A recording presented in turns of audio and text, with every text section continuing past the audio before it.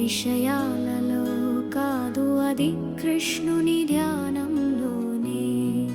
జ్ఞానం అంటే ఏమిటి? స్వరూపాన్ని తెలుసుకోవడం, శాశ్వతమైన ఆనందం, ఆత్మతో జీవించడమే.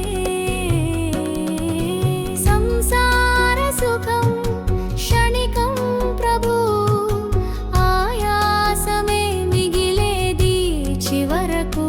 కృష్ణ ప్రేమలోనే నిలిచే ఆనందం, అది మనసును తాకే పరమా నిశ్చలం.